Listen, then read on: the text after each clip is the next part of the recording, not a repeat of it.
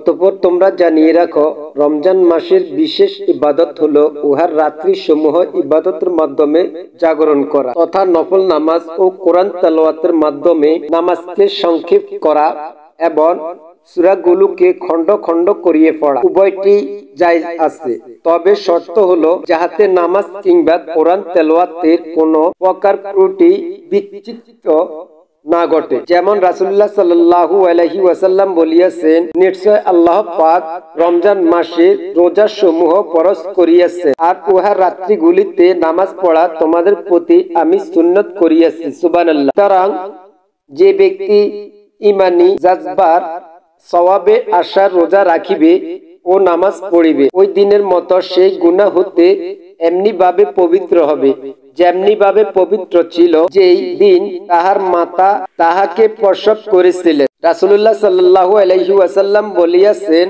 যে ব্যক্তি ঈমানী প্রেরণা সওয়াবের নিয়তে রোজা রাখিবে তাহার পূর্বকৃত গুনাহ সমূহ মাফ হইয়া যাবে। সুবহানাল্লাহ। আর যে ব্যক্তি ঈমানী জাযবা সওয়াবের উদ্দেশ্যে রাত্রিতে নফল নামাজ পড়িবে তাহার পূর্বকৃত গুনাহ সমূহ মাফ হইয়া যাবে।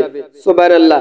নবী করিম সাল্লাল্লাহু আলাইহি ওয়াসাল্লাম বলিয়াছেন, রোজা এবং কোরআন মাজিদ কিয়ামতের দিন সংশ্লিষ্ট বান্দার জন্য সুপারিশ করিবে। রোজা বলিবে, হে আমার প্রভু, ওই ব্যক্তিকে আমি দিনভর পানাহার ও যৌন কামনা হতে নিবৃত্ত রাখিয়াছি, সুতরাং তাহার জন্য আমার সুপারিশ কবুল করো। আর কোরআন বলিবে, এই ব্যক্তিকে আমি রাত্রির বেলা ঘুম হতে বিরত রাখিয়াছি, সুতরাং তাহার জন্য আমার সুপারিশ কবুল করো। অতঃপর উভয়ের সুপারিশ কবুল হবে। রাসূলুল্লাহ সাল্লাল্লাহু আলাইহি ওয়াসাল্লাম বলিয়াছেন, প্রত্যেক মুসল্লির ডান দিকে একজন ফেরেশতা থাকে এবং বাম দিকে একজন ফেরেশতা থাকে। যদি সে নামাজ পূর্ণরূপ আদায় করে তখন তাহার উহা লইয়া আসমানে উঠিয়া যায়, আর যদি উহা পূর্ণরূপ আদায় না করে তখন তাহা মুখের উপর নিক্ষেপ করে। রাসূলুল্লাহ সাল্লাল্লাহু আলাইহি ওয়াসাল্লামকে জিজ্ঞাসা করা হলো, আল্লাহর বাণী কোরআন মাজিদ তার তিলের সহিত পাঠ করিও, উহা অর্থ কি? বলিলেন, খুব সুস্পষ্ট ভাবে পাঠ করিও, পচা খেজুরের ন্যায় এলোমেলো ভাবে বিক্ষিপ্ত করিও না, অথবা কবিতা আবৃত্তির মতো দ্রুত পাঠ করিও না। আর তোমাদের কেউ যেন শুধু সূরা শেষ করিবার জন্য ব্যস্ত না হয়।